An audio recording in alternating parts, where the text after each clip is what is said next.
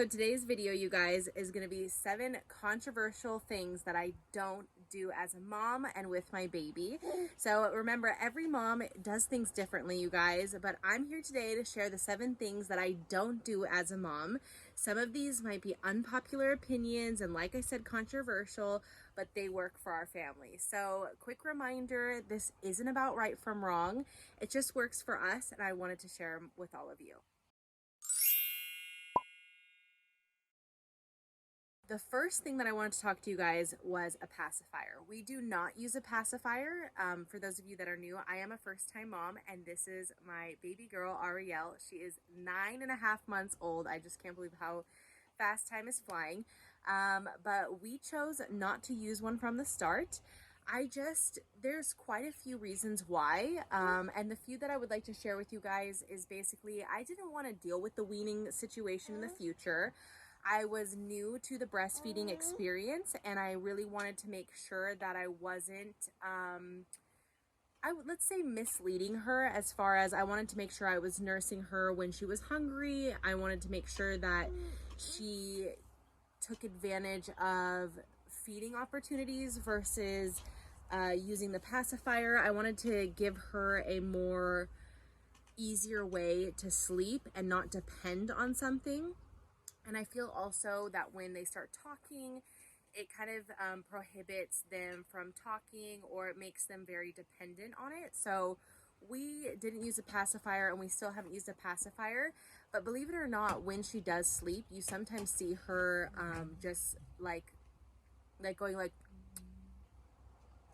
as if she was nursing. So I feel like it wasn't necessary. It was quite easy for us. So if it's something that you were hesitant of doing, you can definitely survive without a pacifier. Next thing is a bedtime routine.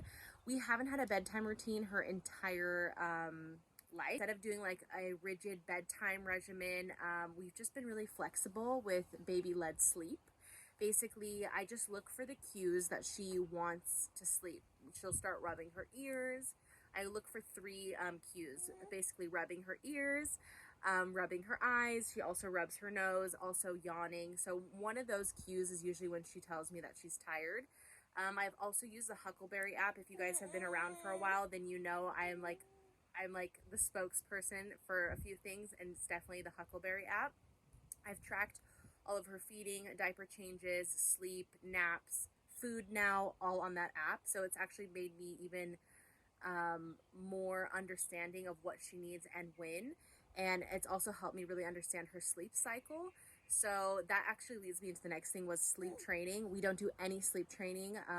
We decided to skip it because, again, I just don't believe that it's necessary. We do follow her cues, and I think she deserves to have assisted sleep. And as we all know, they go through so many different milestones and changes developmentally, physically, mentally, that I think she needs me, and that's beautiful. And I don't want her to feel that she has to learn to sleep on her own. And that will also lead into the next thing, as far as we don't use a crib. We co-sleep, and she has a bed right next to us. So we started with the bassinet. And when she hit 6 months, she was very moving a lot. Our bed was up high, so we decided to put our bed down on the floor, put a mattress for her next to us. And it has been the most beautiful experience. All of these things that I'm sharing with you guys have been an amazing experience for us. And that's why I feel, as long, even though they are controversial, I want to share them, because I feel like, you know, I was nervous to make these steps. And once I did, I was very happy that I did, because we still co-sleep. And even through like the 8-month and 9-month sleep regression, it's been really helpful to have her right next to me, especially breastfeeding.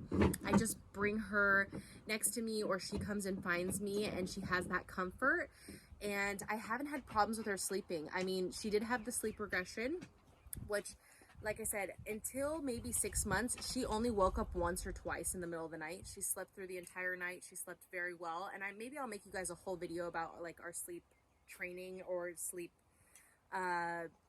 situation, just so you guys could better understand, because we've also been very lucky with how she sleeps, and she's been very independent, but also dependent on those moments that I can be there for her.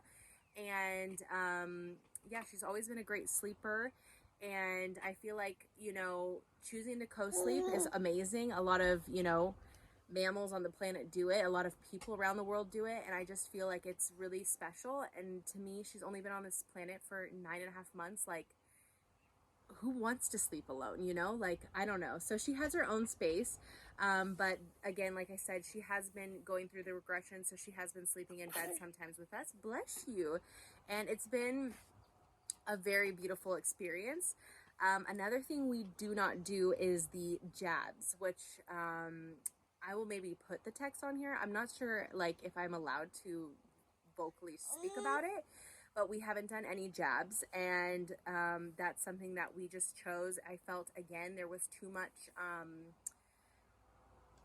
not enough information about it to the point that made me want to do that to her. And I feel like that's something that, you know, again, to each their own. I'm not saying specifically that you have to follow these kind of rules or what have you, but I just felt like they weren't right, and maybe in the future we might change our mind on some things, and that's totally fine and normal. But we decided not to do them. I do feel very neutral about it. Like, if you decide to do it, I got them when growing up. I was in daycare all of my life, so like as a child, so I had to get all of the jabs.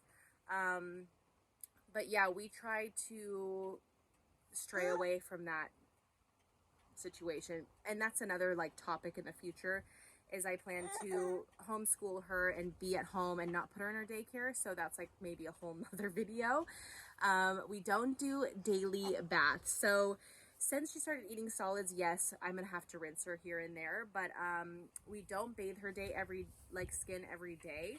I just think it's a natural way to preserve her oils in her skin. I think it's more practical. I feel like if she is pretty clean and we haven't done much and she's not like sweaty or dirty, she doesn't need to have a bath.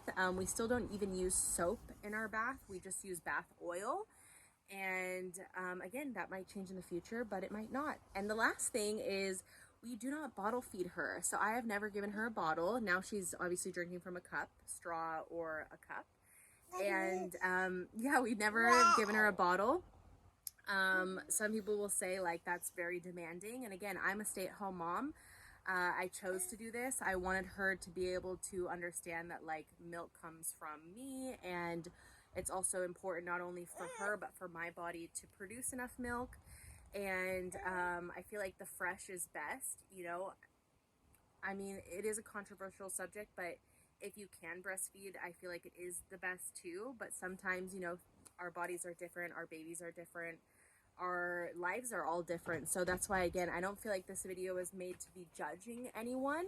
But it's also so important for her to latch onto the boob, because that actually helps my body better understand what kind of milk to make her, you know, depending on if she isn't feeling well, or maybe there's something like in her immune system. I've been very lucky, knock on wood, she hasn't gotten sick yet.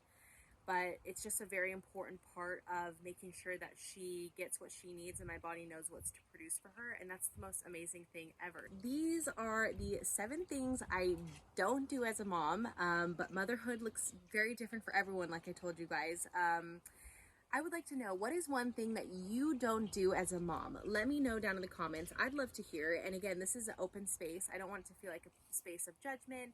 And if you liked this video, don't forget to give it a big thumbs up down at the bottom, and make sure you're subscribed for more videos like this, more honest mom life videos every single week. We post twice a week. We'd love to have you a part of the family, and it supports the channel so much. Of course, turning on those bell notifications will let you know when we post a new video.